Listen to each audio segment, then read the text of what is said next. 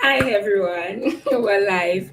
Thank you so much for your support. So today is just that day where I thought to myself, well done with 100 journeys in 100 days. Really, we finished yesterday, but I thought to like come live afterwards to just share my thoughts on the 100 journeys in 100 days. What I would like typically count as failures.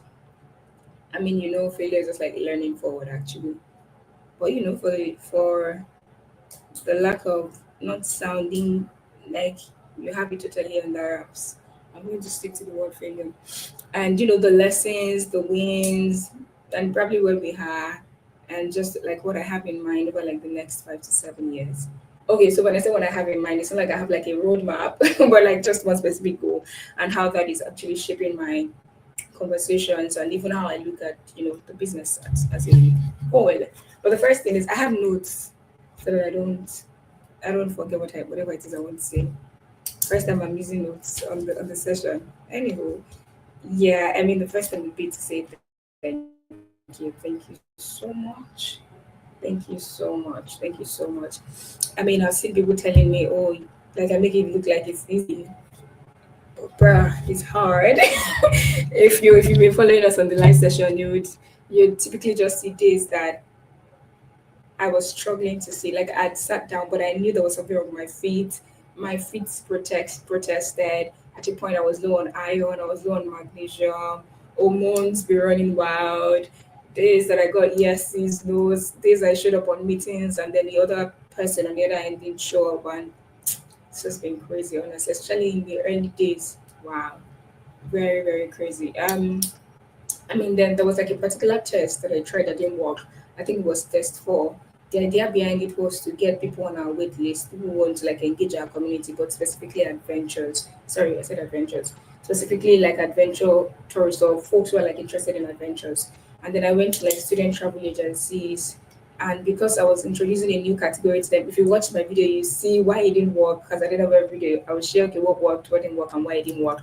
And my conclusion, my hypothesis on that was that didn't work because number one, I was introducing a new category to travel agents. It was beyond what they were used to, right? They're used to partnering with universities. Now I'm asking them to partner with adventure travel agents. And then the potential gain is not even necessarily in sight for them. So yeah, that didn't work out. Then for wildlife organizations, so in the same trail, I reached out to student travel agencies and then I reached out to wildlife organizations. And so in the same trail, when I was reaching out to wildlife organizations, the first 20 calls I made, I think it was also people that were interested. And even those two, they're like, they'd love to know more, but then at the end of the day, they cannot like guarantee that, you know, there are folks who be interested in adventures because they always like to just introduce their folks. So when I say their folks, I mean like their audience, because their audience are like young people. They always try to like introduce their audience like wildlife stuff, volunteering thingy, and I take my mind off that. Two people did say yes, but I didn't go back to send a mail because I was like, this message I'm going to start now is not going to be worth my time. Let me know this, let me not stress it. And what else didn't work? So there was test five. On that test five, I ran like two different tests. Test A worked, but test B didn't work. I wouldn't say test B didn't work, but maybe it didn't work honestly because there are signals, they're like serious signals that I look at say, oh, this is working. So for test 5A, I looked at volunteers, no, individual volunteer hosts. I reached out to them. Yes. I did get three yeses. I featured those three yeses. In fact, for because of some of those things that we did, our posts on Instagram did well. I mean, some of them are even still doing well. We got followers because of those. But I wasn't measuring because for every test, I had what I was using to evaluate its success. And so I was evaluating. So although I had initiated a conversation, they were interested. I got three people who were with us. But at looking at that first site, it didn't directly lead me to the students. But now that we're having this conversation, I realized that the reason why I didn't send them link to our platform for us to like get their student to us because they know that and then they agreed before I brought them on board. Is the reason I hadn't done that is because there's no product yet. So I just featured them and then maintain that relationship. But the B side of it actually worked. It was me trying to reach out to people on Facebook, inviting them to the platform, and lots of people were like very, very interested in that. On the lessons side of things, I think I mentioned it. I mentioned it during the live sessions that I made my first wrong hire, and it was like the tech person. and it was hard. Mm. It was hard. I think that like took me like a week to get over. Like I legit had like a weekend that was all I was thinking about. I paid 30% deposit. I've been like talking to them, from way back. Not necessarily about Zagotas, but when the project came up and I knew they're like a developer person, software person, anyhow. And I just reached out, and because I had known them in some way, I felt that, oh, okay, at least I know this person, rather than just like talking to a stranger and then I'm paying like a stranger 50% or 70% upfront. They were like, okay, I could pay them like 30% upfront and then the rest of the 70% will like be spread out. And I'm like, okay, that's cool. And you know, it didn't work out basically. Not like it didn't okay, well, not because it didn't want to work out, but they are terrible at their job in the sense that they do not communicate. They went back on several sites of the deliverables. And even when I communicate to them via email, they do not respond on email. I have to be the one following up on them. And I don't know, it just felt like it was somebody who didn't know what they're supposed to do. And even till today, there were days I would still go back to what they've built. And that thing would be short of like they're using Netlify to build. And before that, I'm like, okay, let's build on my website. This is the link. This is stressful narrating this. This is the link. This is my hosting. What hosting do we use? I want to see the UI UX wireframes. What designs are you going for? They didn't do any of that. They just want that ad and then started. Then every time I'm like, when we're supposed to meet, they wouldn't reach out. And we had a set time on the calendar, and then that set time ran out. But before it ran out, I asked them like on like two different occasions, and they didn't respond.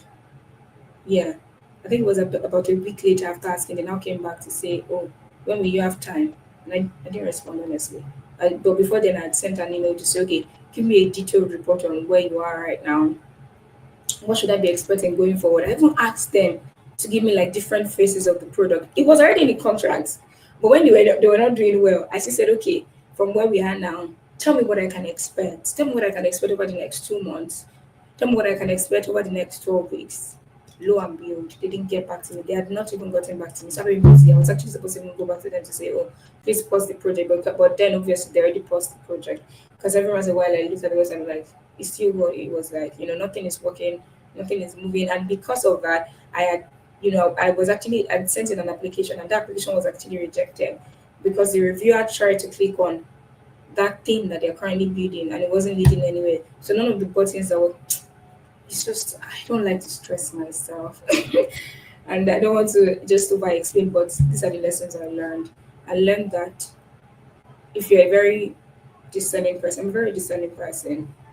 Sometimes just trust your instincts. If it's telling you don't go, maybe you shouldn't go on with it. Because I had these doubts like, okay, the fact that I've known them way back does not absolve them of their ability to behave wrongly. But I was still like, I'll be fine, even if things go wrong. And they did go wrong, and I'm fine.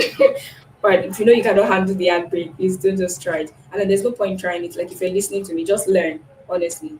Another thing I think you should do is that I didn't do is that try to find non-technical founders and talk to them about their tech person. Half the time, most of them will tell you they use equity, and because most of my network, they're out of like third world countries, so they most likely say, oh, they have equity and all. But go and find somebody who's in a third world country that probably had to outsource their tech and ask them. They probably had made this kind of mistake before, so they'll be able to advise better. In my own case right now, with my current IRA, I am paying people by milestone. All rights remain with me. I am letting them build on my platform. I go ahead and create the platform, then I add them to it. That's what I'm doing differently. And if somebody's too pushy, like, or when I'm speaking to them, they're just pushing for the money, pushing for the job, they're not showing technical skills, I don't go ahead with them. No matter what you tell me that you've worked for, I'm still going to look at your samples and I'm going to review it. Well, of course, that then means extra work, but if that will save me a headache in the long run, absolutely. And then if we're supposed to meet by 5 p.m. and you don't show up by 5:15, I'll most likely just cancel the meeting. I've done it for somebody, and that's what I'm doing now. I am holding people that work with me to the same standard that I'm holding myself at this stage because my energy is in my strength. No, I don't think it's strength. I'm already like spread in several things because right now I'm like a solo founder. There is no way I'm going to let you stress me again. And so yeah, that's it basically. You have to think about your energy. You have to also think about how much time you can give to the tech person, and then that determines how you would hire. I wouldn't talk about hiring someone who's not good enough, because the person I hired at first, when I say not good enough, I mean like under negotiating or anything. And the person I hired at first, I didn't under negotiate. So I don't think it's a money problem. I think it's a character problem. So please don't think that. Also, don't look at it like, oh, this person is just part time on my team. They're just a contractor. So I don't really care. Please care. Yeah, I mean that's something I've learned. And if you've met them twice, as much as you can, whoever you hire, make sure you meet them at least twice. Maybe not in person if you're like if you have like a remote first culture, or like a Google Meet call. Ask them questions about the work. Right now, of course, that then means that you will invest a lot of time in hiring people, but then that's okay, because along the line, you don't want your heart broken, because heartbreak for founders is a real thing, right? In the early stages, oh God, it's a real thing, especially when you're cash-strapped. If you've raised, maybe it wouldn't hurt you so much. You still learn the mistakes and then move on. But if you are bootstrapping and you have people who are expecting stuff from you. You know, I was handling my calls. I'm like, we're doing this, we're building this. Would you be interested in this? And people were waiting, like, we were interested. And then bear was high, no product. Then we're building the product along the line. And then somebody messes it up. And it was just crazy. I kept going back to them to just say, hey, we're updating our, interface. We just want it to get better before we launch so that you can see that. Gosh, please. There's so many things about being a founder, honestly, and it is just what it is. I mean, some mistakes obviously you make, even if you've heard of it. And as much as you can, try to not be desperate. It's not your fault. It's just that you're a founder. You want to preserve momentum. You want to make things move very fast and all. Maybe in the early stages, and then the truth again is that nothing is really sure for a founder, But maybe you can invest those time in the things that you're sure of, like your own skill set, like you showing up while you're trying to sort out who you should bring on for the next phase. You want to be very, very intentional about culture, right? Whether they are part time, they're contracts, they're full time, be very, very intentional about culture. We have some winter interns coming on board in January. I'm getting on the call with everybody. I'm getting on the call twice with everybody. That's the least I'm meeting anybody before bringing them on the team. I just can't. And then I'm also putting guardrails in place. So if you are a developer, I won't even go just I won't most likely as of today I'll most likely not hire somebody because I saw them somewhere. Even though I want to, I'll most likely just hire somebody because somebody referred them to me, right? So that's it. Because even though I've eliminated some of these things, but because you have demands, you have people, you don't sometimes. I mean, it's just my own case. I don't always trust that maybe I'm not being in the hurry, because it's hard to tell if you're moving. It's hard to tell when you're in a hurry and when you're just doing things at a normal pace, because the truth is the things that you need to do, the things that you need to hire for, they're extremely great things. You need to get those things done and you need to move. And so it's hard to tell sometimes. And that's why I said you may just have to just make some mistakes and suck it up and as much as you can, you may just want to prototype in the beginning, because I prototyped. And so people get on the website, they will use a Google form, but I still have people who came back to me and said, oh, but this is not professional enough.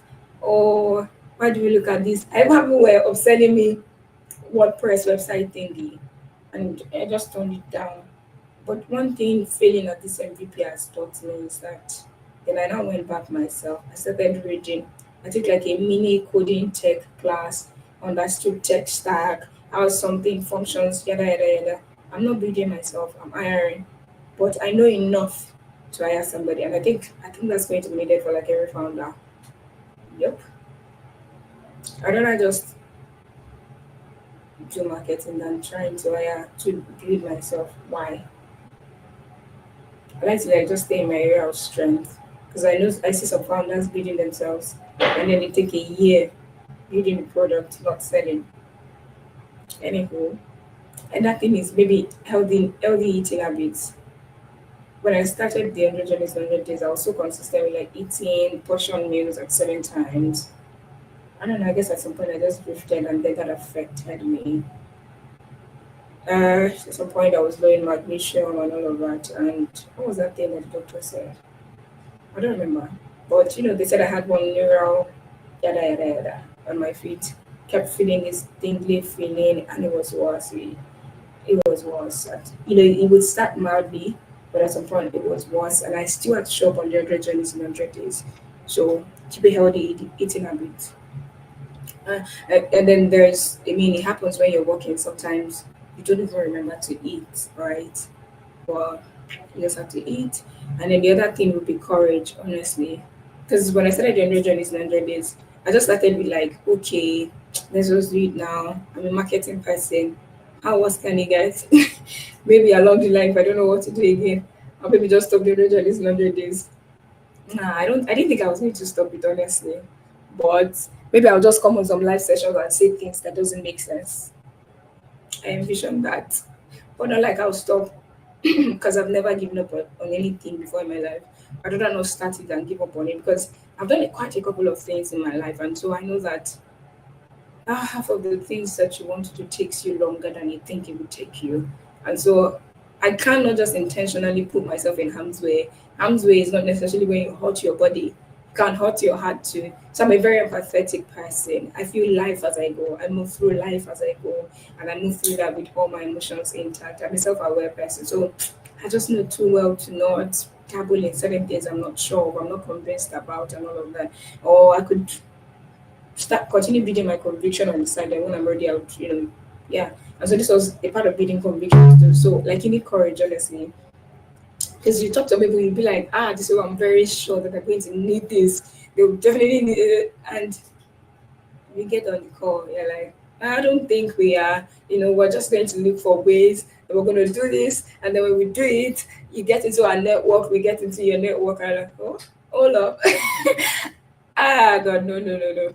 Especially with that student travel agency thing and wildlife organization, because we support wildlife, flora and fauna. Of course, we've not launched that yet. It's like something that's in the product roadmap along the line. And so I'm like, oh, it's going to even give us an early leg into that. And then past that. Anyway, right now we're working on our UI UX. Yeah, and the MVP too. So yeah, the new people on board working on it. That's the crazy part about being like a startup founder. You just have to keep moving. It is just like literally what it is. Uh, and then I guess that as much as you can, you want to learn from people, right? So some of this we did during this challenge. I did like 6 tests, and each one was shaped by responses from people.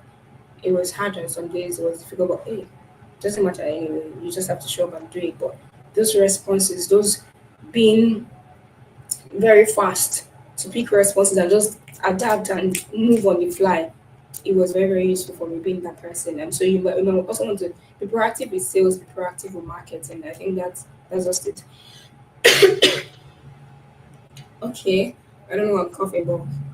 So next year, I think going forward with the plans, next year, Q2 from June to say July, I guess. I also mentioned this on the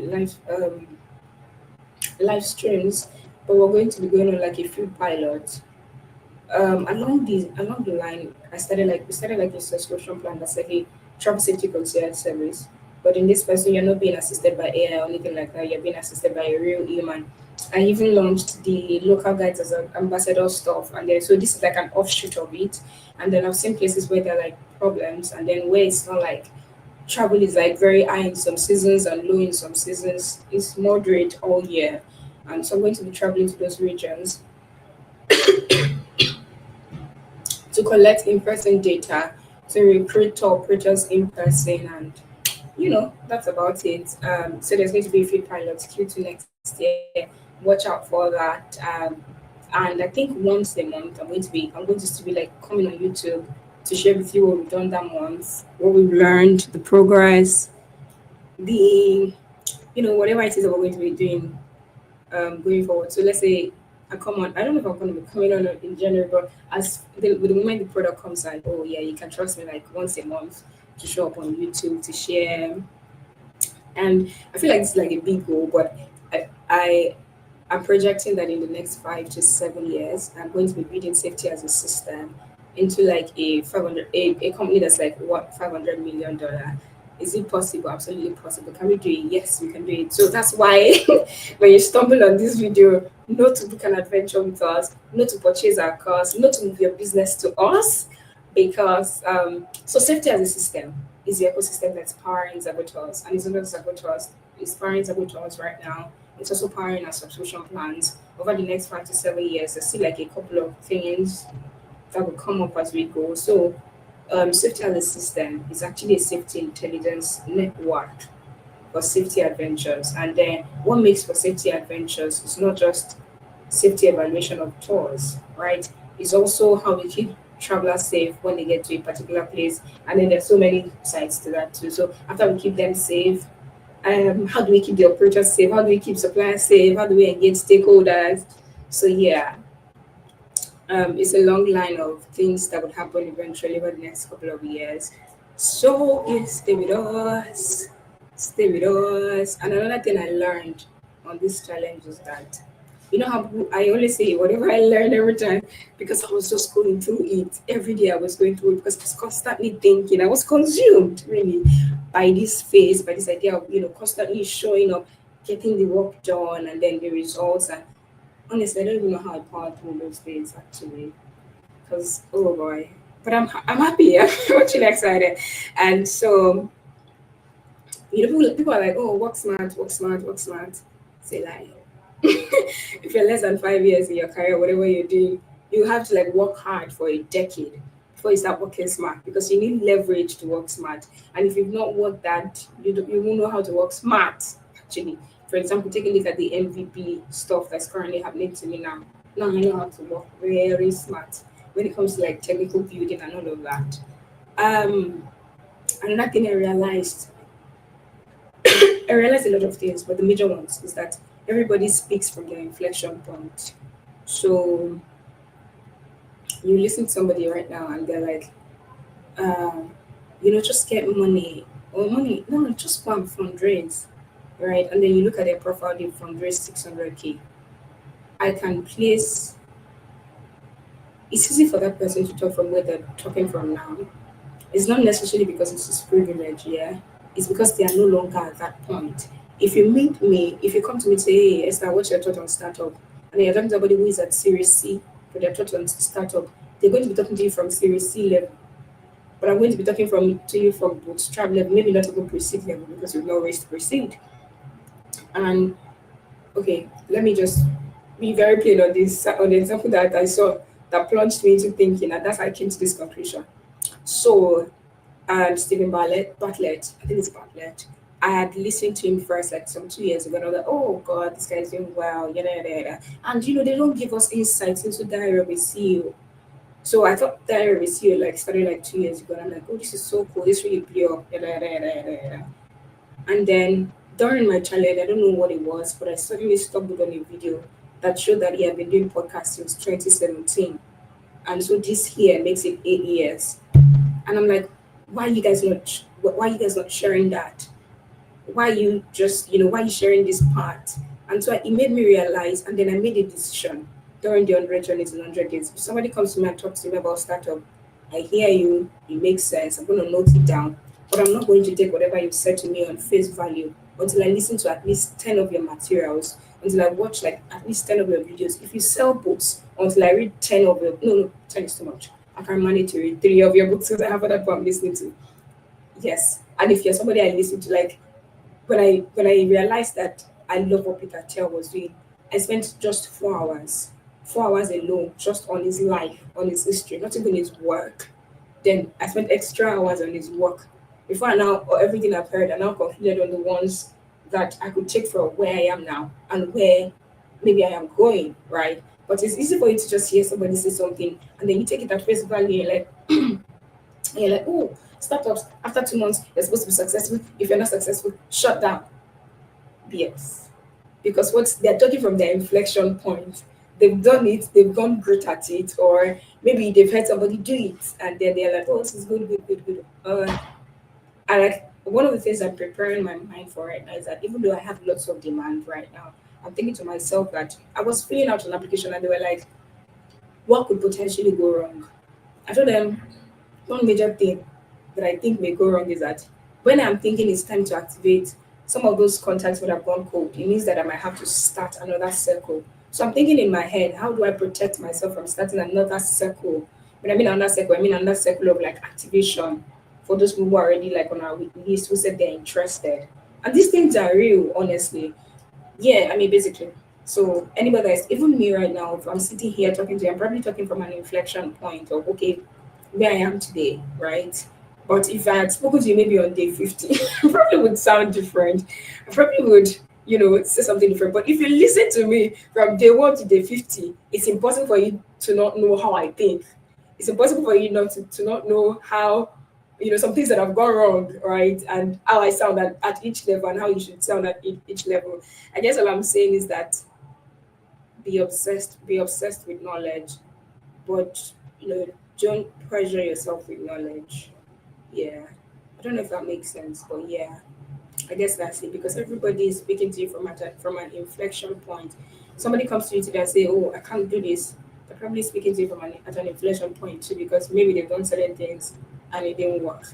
But does their limitation define you, or does their limitation mean that okay, it won't work for you? And even if they're saying it won't work, it may really not work because if you have I don't know if it's the skill set you have on your team is like tech skill set and you want to do marketing, you will burn out with frustration. Like, do you understand? So yeah, I mean, you may just before taking anything anybody says to heart, you may at least want to watch their video like 10 times. You want to read like 3 of their books and study their work very, very well.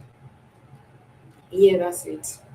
But then I understand people who don't share from like 7 years ago because no matter how much you share your story, no matter how much you get on podcast and they ask you, people just ask you faces and it's okay for you not to reference some days.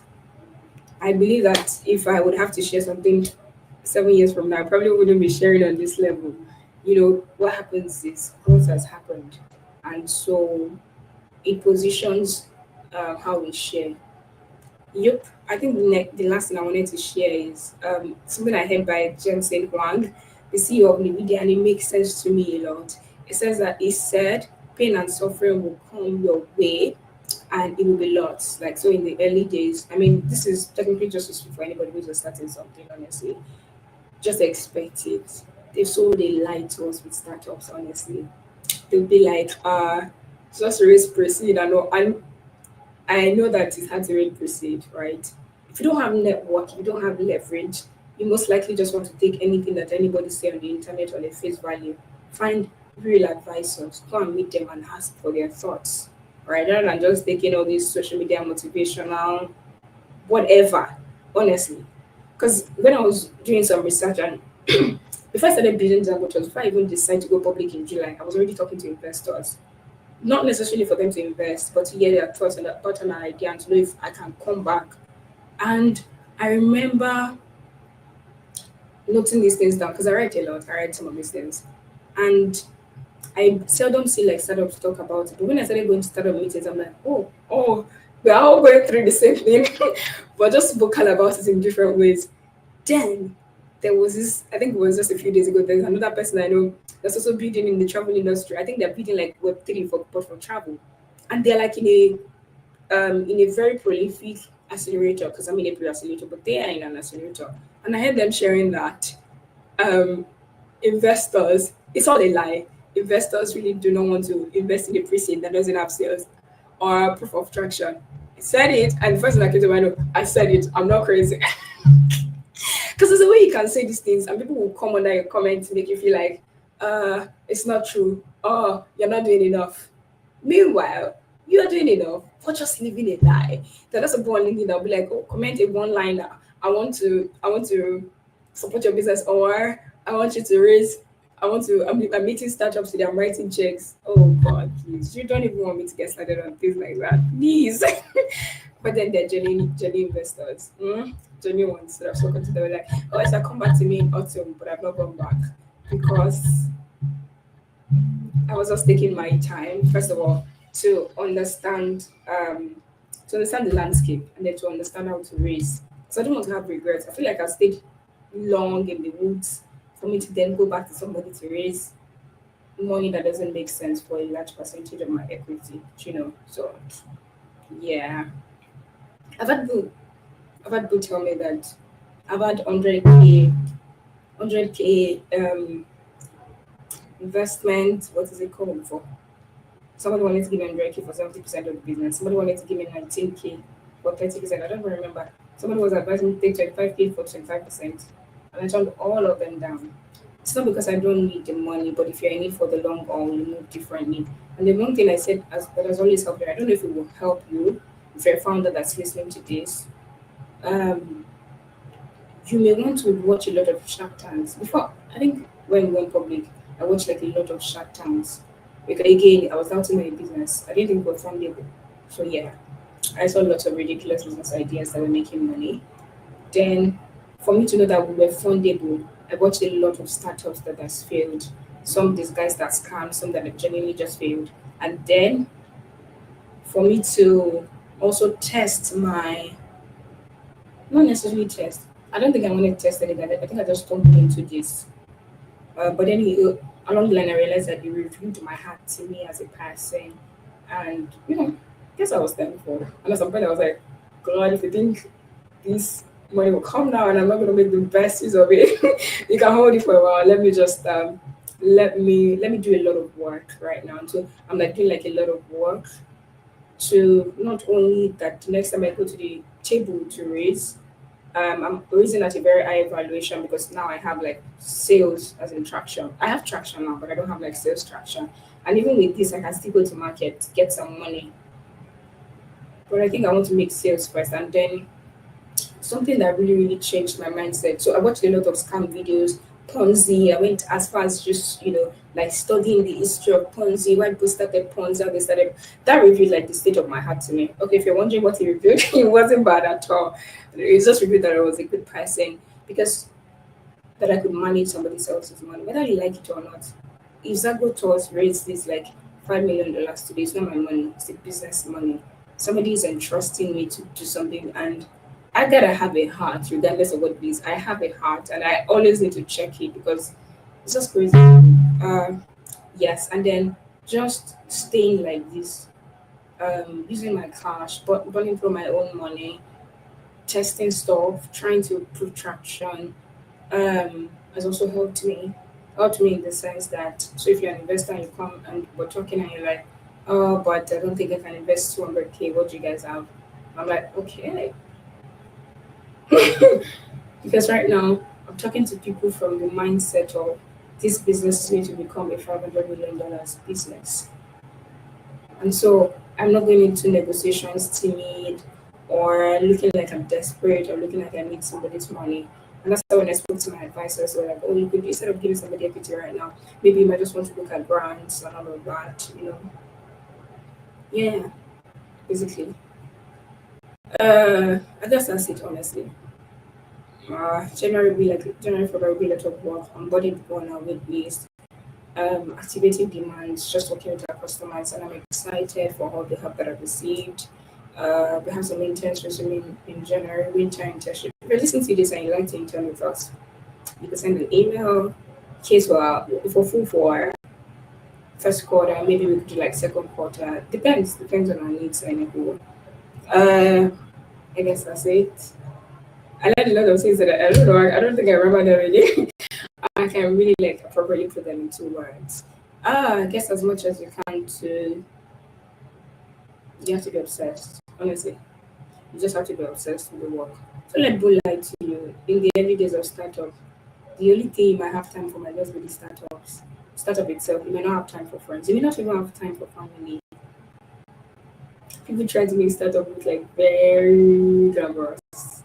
It could be glamorous, but that takes time. And that's not the first 1 year, that's not the first 2 years.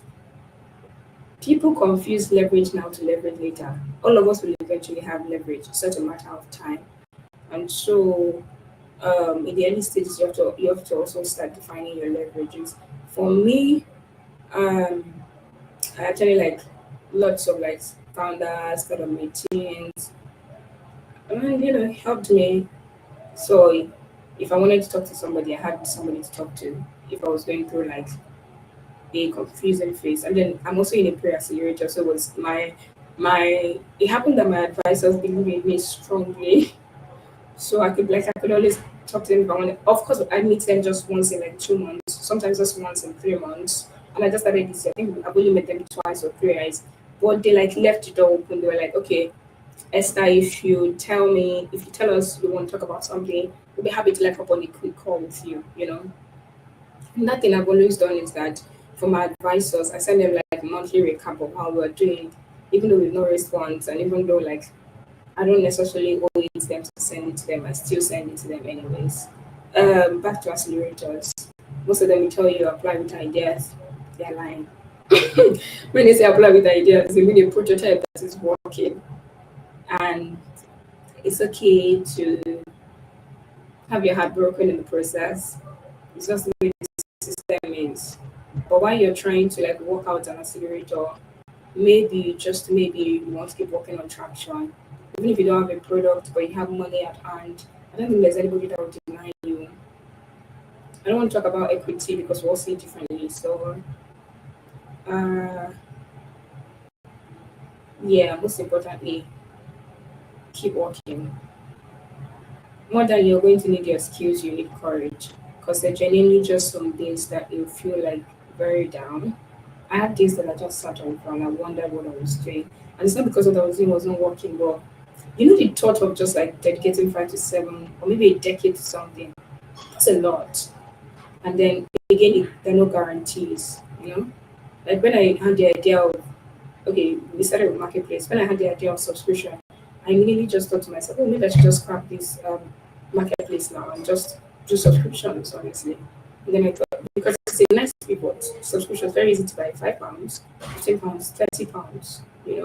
And then I thought to myself again, I'm not sure that's the direction I'm going. Now that we're building the product and then we'll be optimizing for both the subscription plans and then the marketplace, and I'm wondering to myself, oh, Esther, you sure you're not overbuilding? What if just having the subscriptions might just be the model and maybe not the marketplace? But I have something on both sides, and no matter how much traction I think I have, we're still testing. I guess that's the beautiful thing about startups. You constantly test and find out. I don't think you ever reach a stage where you feel like you figured it out entirely. Certain phases, of course, you figure out, but all the way, I don't think so because things happen. Yes. If you ever listen to this sometimes so that you find it useful as a founder, let me know. Thank you so much. Bye.